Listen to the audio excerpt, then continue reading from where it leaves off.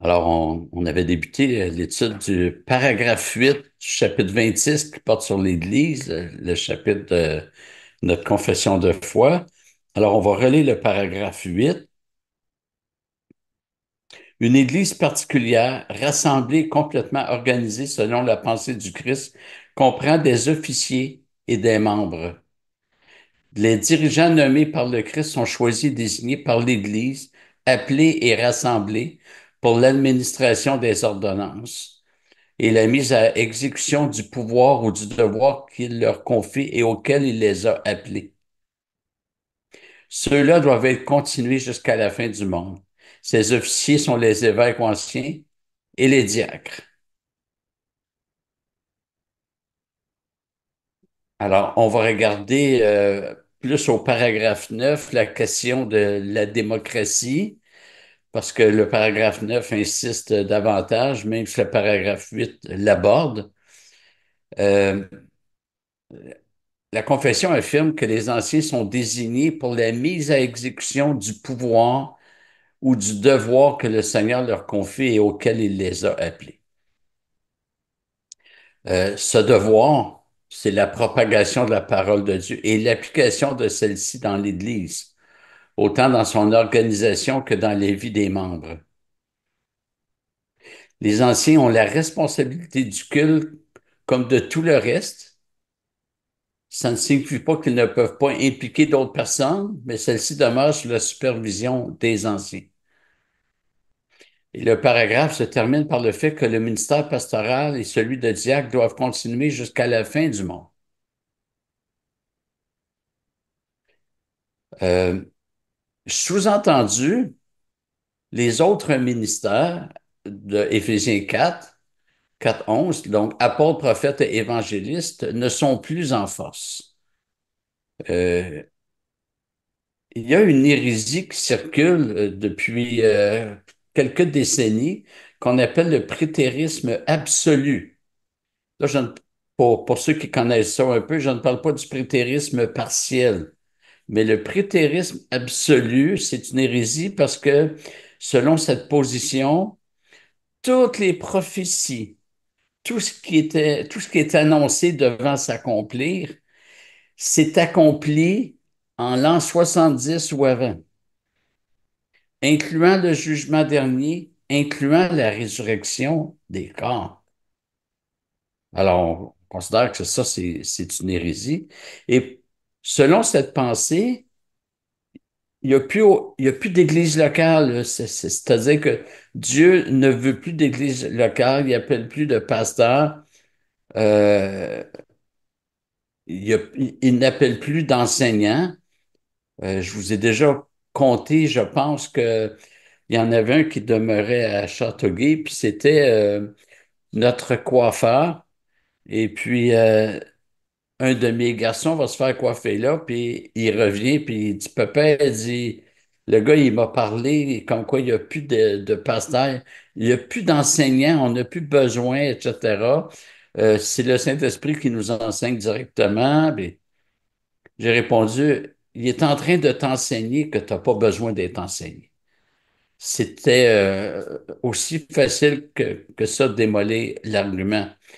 Euh, alors, on croit qu'il y a des églises locales, on croit que Dieu appelle encore des pasteurs et des diacres. Et Paul demande d'établir ces deux ministères-là.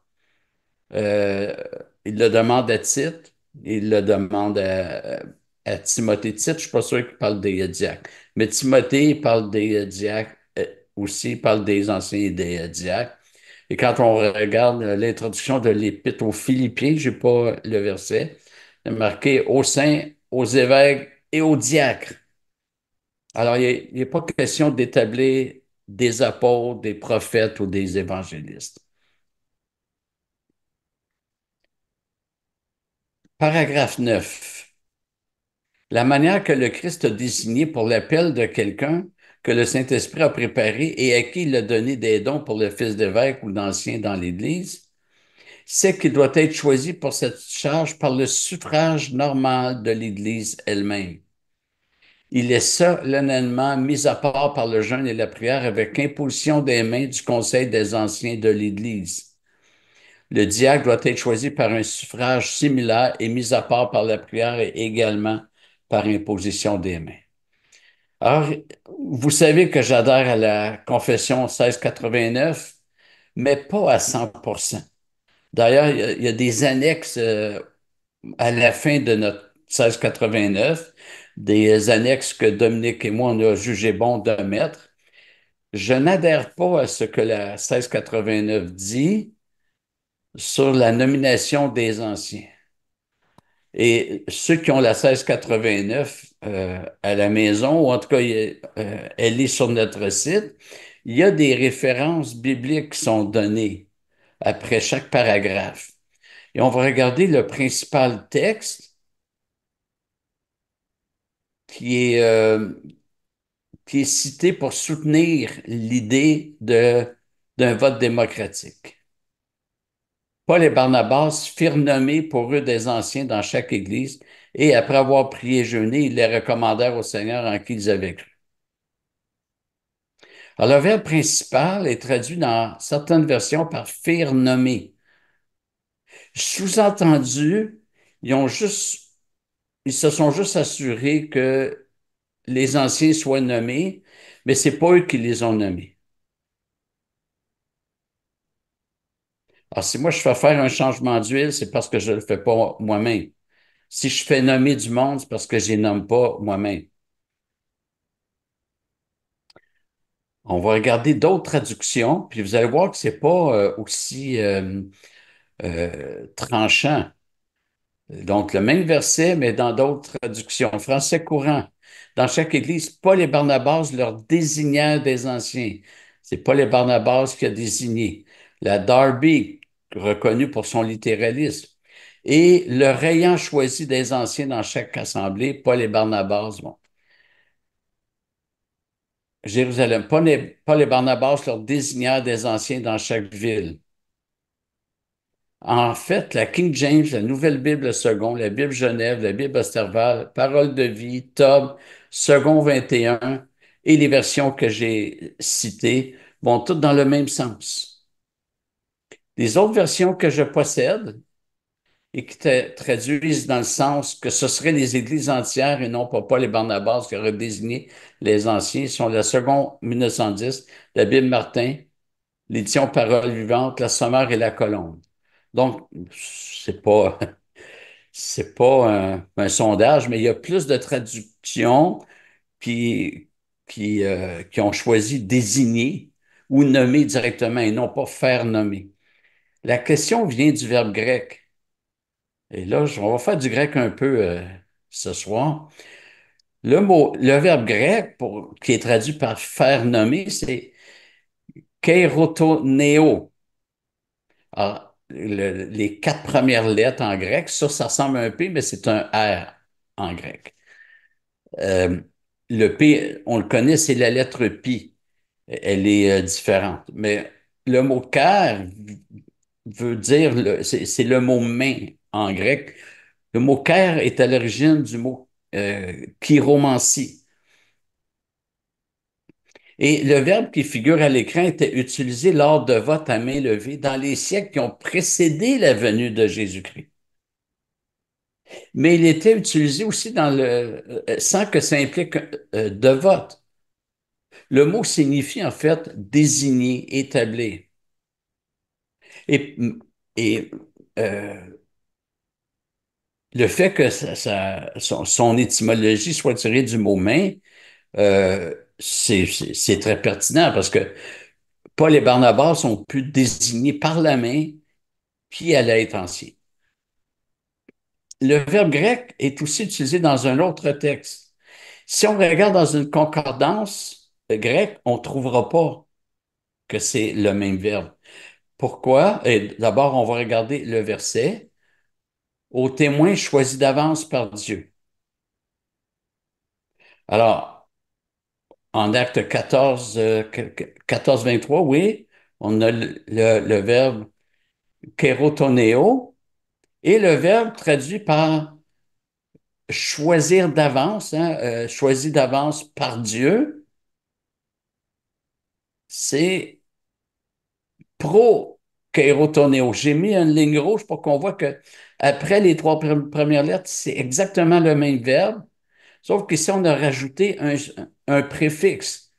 Un préfixe qui, en grec, veut dire d'avance. Puis, en passant du grec au français, c'est devenu pré. Prédire, prévoir. Euh, donc, ça veut dire d'avance. Mais sinon, c'est exactement le même verbe. Et là, le sujet, c'est Dieu. Au témoin choisi d'avance par Dieu. C'est pas une assemblée. Dieu n'a pas enclenché un processus démocratique. Dieu a établi unilatéralement. Donc, le verbe signifie désigner. Comme je vous l'ai dit, dans le monde grec, il était utilisé pour des décisions démocratiques, mais aussi pour des désignations non démocratiques. Et le dictionnaire suivant affirme que le mot signifiait voter à main levée, mais il ajoute que plus tard, généralement, ça signifie désigner. On ne dit pas appointer en français dans ce sens-là, mais désigner. Ça peut même, ou établir, c'est pas loin. Et il cite même les actes des apôtres 14-23, c'est notre texte, désigné pour un office dans l'Église. Donc, ça ne signifie pas un vote démocratique, c'est synonyme de désigner. Alors, quand il dit plus tard ici, c'est clairement au temps de Jésus et des apôtres, puisqu'il cite un texte biblique, donc c'est du temps des apôtres.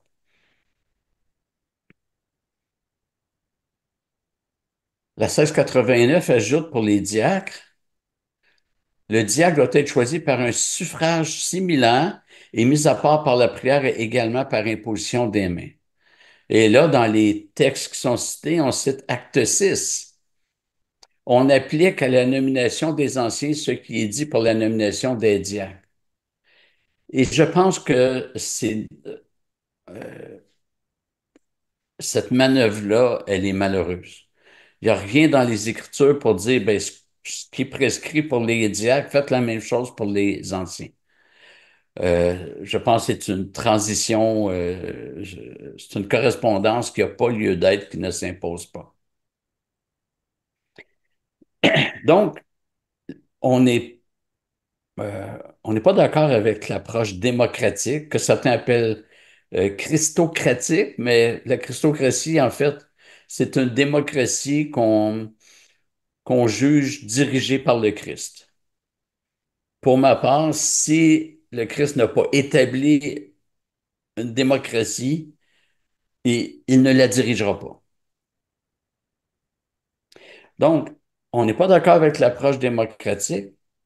On n'est pas d'accord avec l'approche cléricale qu'on voit dans certaines églises, souvent catholiques ou même des très grosses églises. Je suis pas certain qu'ils passent euh,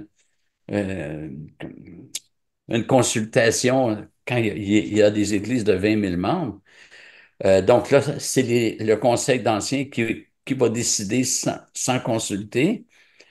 Je pense qu'il y a une approche mitoyenne. Et c'est celle que nous adoptons parce qu'elle nous semble le plus tenir compte de l'ensemble des données bibliques. Acte 15, 22, nous lisons, alors il parut bon aux apôtres et aux anciens, avec l'Église entière, de choisir parmi eux et d'envoyer à Antioche avec Paul et Barnabas, Jude appelé Barsabas et Silas, hommes estimés parmi les frères. Bon, ici, il n'est pas question de reconnaître une- euh, un office, de dire euh, que les personnages qui sont envoyés, donc Jude et Silas, c'est pas leur ordination qui est en question, c'est simplement de dire ces personnes qui sont déjà reconnues comme ouvriers, est-ce qu'on les envoie ou pas? Donc, c'est plus une question de est-ce qu'on les envoie ou pas que de dire est-ce qu'ils sont appelés à être missionnaires ou etc. Le texte ne dit pas que la décision a été prise sans l'Église. Premièrement, dans certaines traductions, c'est il parut bon aux apôtres, aux anciens et à l'Église entière. Dans ce cas-là, on fait une énumération de trois termes, apôtres, anciens et Église. Et cette énumération-là devient le sujet du verbe choisir. Hein, je vous ai déjà dit qu'étudier la Bible, il faut faire de la grammaire aussi. Mais dans le texte grec, c'est pas ça. Alors, si on regarde, je pense, c'est quoi, c'est Sommer, ça, oui. Sommer dit, il parut bon aux apôtres et aux anciens. Excusez-moi,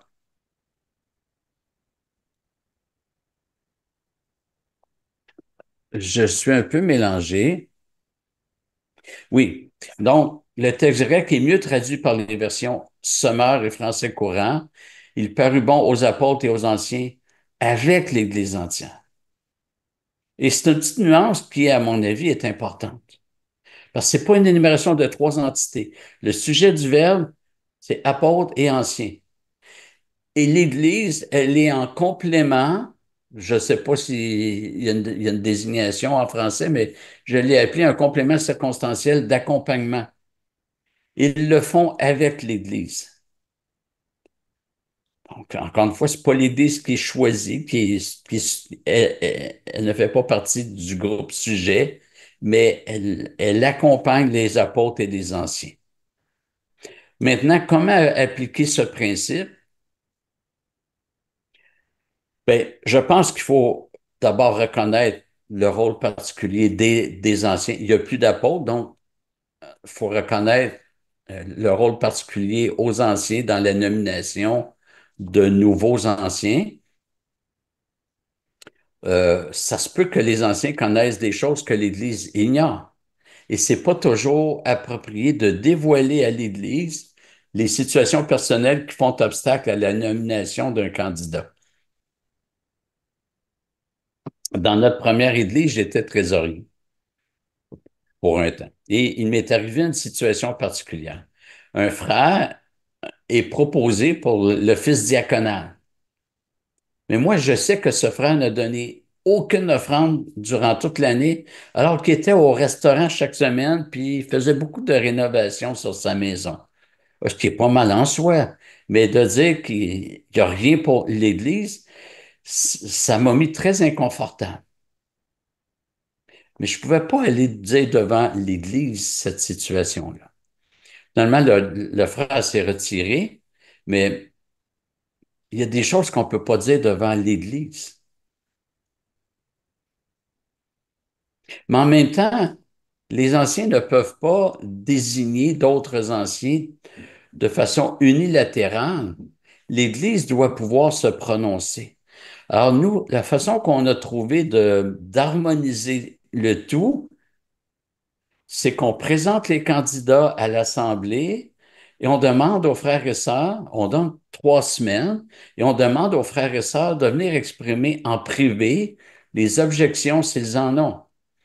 Alors, on pourrait proposer un frère, puis qu'un autre vienne nous voir, puis dire, lui, là, dans son ancienne église, là, il a fait de graves problèmes. Ou de dire, écoute, il m'a déjà parlé qu'il y a des problèmes avec... bon, je suis pas certain que ce soit une bonne idée. Et nous, les anciens, on devra considérer cela. Mais nous prendrons la décision finale. Et les objections doivent être valables. Et ce sont les anciens qui évaluent si les objections sont valables. Euh, à l'inverse, les églises évangéliques se sont démocratisées et ça entraîne aussi des problèmes. Il y a un gars qui a écrit un livre, puis il dit que les les églises où les anciens décident de tout, ça a mené à de graves problèmes, puis c'est ça qui a mené à la papauté. Bon, je trouve ça gros comme raccourci. Moi, je peux dire que les églises qui sont dans la démocratie, ils ont d'autres problèmes très graves. C'est pas une solution. Alors, voilà pour la position qu'on a adoptée à notre Église. On va s'arrêter ici. Merci.